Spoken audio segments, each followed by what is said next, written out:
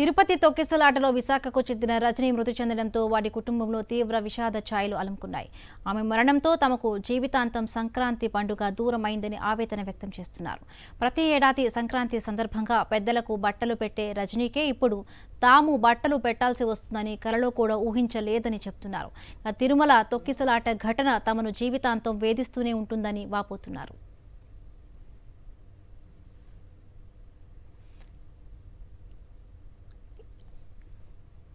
ఇదే అంశానికి సంబంధించి మరింత సమాచారం విశాఖపట్నం నుండి మా ప్రతినిధి నాయుడు అందిస్తారు.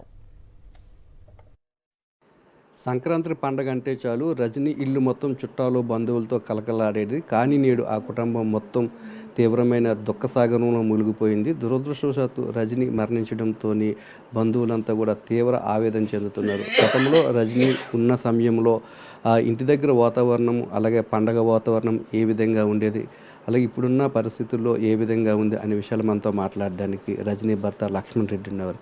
సార్ చెప్పండి సార్, గతంలో రజనీ గారు ఉన్నప్పుడు మొత్తం ఇక్కడ పండగ వాతావరణం ఏ విధంగా ఉండేది, చుట్టాలు బంధువులతో ఏ విధంగా ఇల్లు కలకలాడే? చాలా బాగా చేసుకునేవారు. చాలా ఇప్పుడు ఏంటంటే ఇప్పుడు లేనందు లోటు, ఇప్పుడు పండగ లోటు అంటే ఆవిడ లేని తెలుస్తుంది. కొడుకు కూడా చాలా బాధపడ్డాడు. అదేవిధంగా మరి జీవితాంతకాలం ఇదే పండుగ అనుకొని గుర్తింపుగా చేసి ఆవిడ వెళ్ళిపోయిందండి. ఇందుకు మించి ఇంకేం చెప్పలేదు. ఆవిడ సమయంలో ఆ హడావడి కానీ ఆ అలికిరి కానీ ఇంట్లో అలికిరి అంటే చుట్టుపక్కల వాళ్ళందరికీ తెలుసు.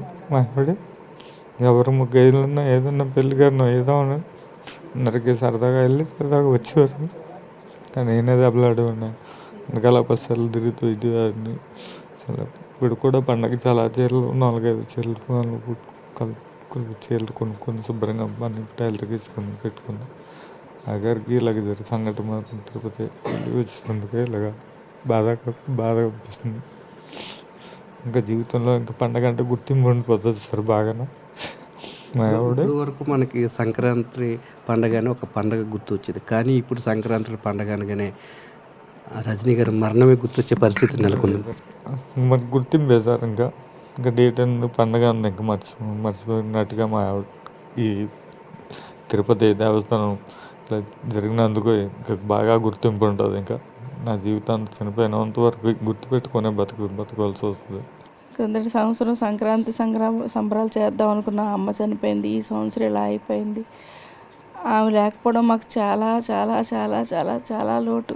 వైకుంఠ ఏకాదశి వైకుంఠానికే వెళ్ళిపోయింది. కానీ మా జీవితాలు అంధకారం అయిపోయింది.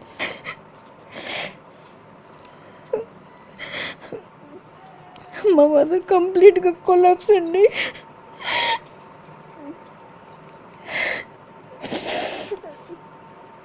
అసలు పండగ కాదు కదా, అసలు మా మదర్ చాలా అప్సెట్ అయిపోయారు, చాలా ఫీల్ అవుతున్నారు. ఆవిడ రికవర్ అవ్వడం చాలా కష్టం. అసలు పండగ కాదు, అసలు మనిషి అవ్వడం చాలా కష్టము. మేమందరం చాలా డిప్రెస్ అయిపోయాము.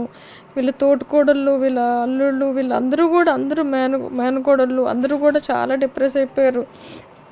అయ్యో రజనీ పిన్ ఉంటే ఇలా ఉంటుంది, రజనీ అత్త ఉంటే ఇలా ఉంటుంది, బాగుంటుంది అసలు అని చెప్పి ఆవిడ తిరిగిన సందడి కానీ ఇంట్లో కానీ అసలు ఏమీ లేదు. అసలు పండుగ అందరికీ కూడా లేకుండా అయిపోయింది. మళ్ళీ నెక్స్ట్ ఇయర్ తనకి బట్టలు పెట్టాలని అది తలుచుకుంటేనే మేము బాధపడుతున్నాం.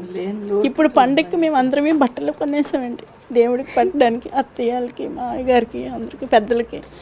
కానీ మా తోటికోళ్ళకే పెట్టాలా అని మాకు ఫీలింగ్ వచ్చేస్తుంది. ఆ బాధ ఎవరికి చెప్పుకోలేమండి. ఎంత చిన్న వయసులోనే ఆవిడకి బట్టలు పెట్టడం ఏంటని.